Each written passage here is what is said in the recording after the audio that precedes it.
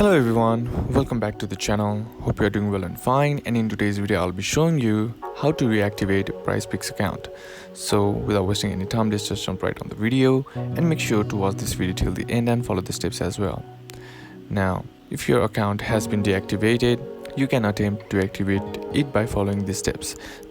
Number 1 is contact PrizePicks support. Visit the PrizePicks help center and use the live chat feature to reach customer support, or you can send a detailed explanation of your issue to support@prizepicks.com. Provide account details, share your registered email address and irrelevant information to assist the support team in resolving your issue.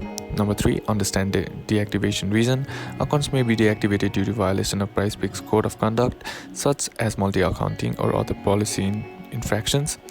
Number 4, review team of service. Ensure your account complies with PrizePicks terms to prevent further deactivation.